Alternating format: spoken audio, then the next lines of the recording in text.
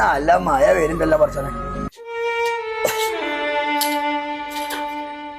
എത്ര കുട്ടിമോനെ കാറ്റ് എല്ലാ തന്റെ ഞാൻ നിങ്ങൾ എത്ര വെച്ച് നോക്കൂതേ. ഒരു മൂത്ത മോനില്ലേ, ഓനെ പോലെ പോയിക്കൂടെ നിങ്ങൾക്ക്? എത്ര ഞാൻ ഇങ്ങനെ ഡെയിലി പണിക്ക് പോവാ അങ്ങനെ നോക്കാം. എന്താണ് ഇപ്പൊ കഥ? ഉപകാരമില്ല. എന്തിനാ അവിടെ ഇങ്ങനെ ഇരിക്കണേ? ഞാൻ ആ പാടത്ത് പോയിരുന്നൂടെ? ഇത് നോക്കിത്തിരിക്കണ എപ്പോഴും ഒരു ഉമ്മറത്ത് ഇങ്ങനെ കെട്ടിരിക്കും. വേറെ പണിയില്ല തന്റെ നിങ്ങൾക്ക്? തന്റെ ചത്തൂടെ തന്റെ. എന്തിനാണ് ഇവിടെ ആളെ കൂടെ പറയിപ്പിക്കാൻ? ഇതല്ല എന്താ വീരാക്കാനോടാ ഒച്ചപ്പാട് എന്നുണ്ടല്ലോ പുതി. അതൊന്നും ഇപ്പൊ നിങ്ങള് നോക്കണ്ട. നിങ്ങൾ ഇങ്ങോട്ട് വന്നാണി. അത് നിങ്ങളെ അങ്ങാടിക്കറ്റ ഇറങ്ങണ സമയത്ത് അവിടുന്ന് നിങ്ങള് ചോദിച്ചോളി. നിങ്ങൾ ഇങ്ങോട്ട് പോന്നാണി.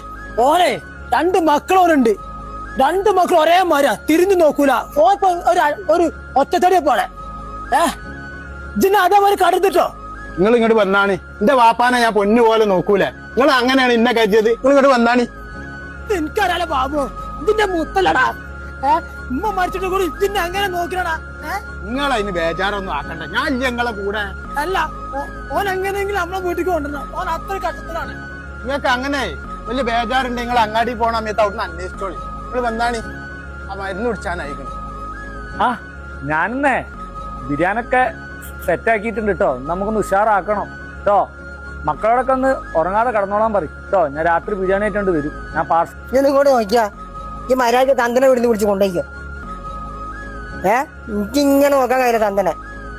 എനിക്ക് ഒരു വൈക്ക് പോകാൻ കഴിയില്ല. ഇതിങ്ങനെ പെണ്ണിന് മക്കളെ കൂടി ഇങ്ങനെ കറങ്ങാ ഇരാൻ നിന്നാ പോവാ.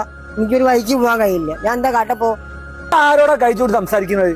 അന്റെ കാരണവരെ മൂത്തേ അനക്ക് പൊരും പറമ്പ് തന്നതേ ബാപ്പനെ നോക്കാനാണ്. ഞാൻ എന്റെ പെണ്ണുമായിട്ട് പല സ്ഥലത്തും പോവും, എല്ലാം കഴിക്കൂ. അതിന്റെ സ്വന്തം ഇഷ്ടാ. ബാപ്പനെ നോക്കാന്റെ ഉത്തരവാദിത്വം ചെറിയ മക്കൾക്കുള്ള. മനസ്സിലായോ? ഈ ഒരു കാര്യം ചെയ്യും. എനിക്ക് മാസം 5000 രൂപ എന്താണ് എനിക്ക് നോക്കാൻ കഴിയൂല. ഒന്നും തരൂല. മനസ്സിലായെങ്കിൽ അനക്ക് നോക്കാൻ പറ്റില്ല. എന്ത് ചെയ്യാറോ? ഇത്തിരി വിഷം കൊടുക്ക തിന്നണ ചോറില്. ഞാൻ ജീവിക്കുന്നത് എന്റെ ഭാര്യക്കും മക്കൾക്കും വേണ്ടാ. നമുക്ക് മനസ്സിലായോ? ഇനി അഥവാ എനിക്ക് അങ്ങനെ കൊന്നിട്ട് പറ്റുകയാണെങ്കിൽ പള്ളിക്കാരിൽ എടുക്കുന്ന സമയത്ത് അതിന്റെ പകുതി പൈസ ഞാൻ തരുന്നത് കബർ കുത്ത. മനസ്സിലായോ? അല്ലെ കുയ്യെത്തുമ്പോഴേ ഞാൻ എന്നെ വിളിക്കാം. അപ്പൊ ഈ തരാന പകുതി പൈസ അല്ലേ, അതായിട്ട് അങ്ങോട്ട് പോരണ്ട്. അതിന് ഞാൻ തരാം. എന്നെ കൊണ്ട് അത്രക്കുള്ള കയ്യുള്ളൂ. എന്നാ അങ്ങനെ അവിടെ നോക്കാൻ പറ്റും. ഈ നാക്കാലിപ്പോ നാട്ടിലെ കാലത്തന്നെ അറിഞ്ഞോ? പോയോട്ടെ. അസ്സലാമു അലൈക്കും. എന്താ വീരാനെ ഞാൻ വന്നു കണ്ടില്ലേ? എന്നെ കണ്ട തമാശൊക്കെ പറഞ്ഞാണല്ലോ. എന്താ വീരാനെ കണ്ണു മോറൊക്കെ? എന്താ വീരാൻ എനിക്ക് പറ്റിയത്? മക്കളെ പോറ്റുണ്ടാക്കി, സ്കൂളിൽ വിട്ട്, മദർസിൽ വിട്ട്, അദബ് പഠിപ്പിച്ചു കൊടുത്ത്, എല്ലാം പഠിപ്പിച്ച്. ഒന്ന് മാത്രം പഠിച്ചില്ല മക്കള്. ബാപ്പാനെങ്ങനെ പെരുമാറണ്ടേ, ബാപ്പാനെങ്ങനെ നോക്കണ്ടേ നിന്റെ മക്കള് പഠിച്ചില്ല. ആ കാര്യത്തിൽ ഇജ്ജു സാറാ എന്റെ ബാവു എന്നെ നല്ലോണം നോക്കണ്ട്. ഞാൻ എന്താ കാട്ടാ ഇരിക്കാൻ പോയിട്ട് ഒരു സ്വസ്ഥതയും എന്റെ മക്കളെ തേറ്റി ഓൾക്ക് ഞാൻ എങ്ങനെയെങ്കിലും മരിച്ചാ മതി എന്നാണ്. ഞാനിപ്പോ എന്താ ചെയ്യാ?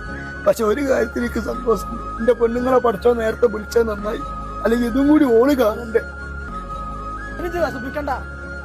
ഓൽക്കൊണ്ടുള്ള 2 മക്കള് ഓലും ഓരോ 2 അങ്ങനെ കാട്ടുമ്പോൾ ഓള് പഠിക്കുള്ളൂ. ഓലും അതേമാതിരി മക്കളെ ഓല അതേപോലെ ചോദ്യം തേക്കും. അപ്പോൾ പഠിക്കുള്ളൂ. ഞാൻ പോയി വരാം. വല്ലാത്തൊരു വിഷമ. ഞാൻ ഒന്ന് പോയാണ്ടേ ഒന്ന് കുറച്ച് കട്ടൻ ചായകളും കുടിച്ചാണ്ടേ ഒന്ന് കുറച്ചേരം കടന്നാട്ടെ കേട്ടോ. ഇജ്ജ് ഏതായാലും ഇവിടെ ഇരിക്ക്.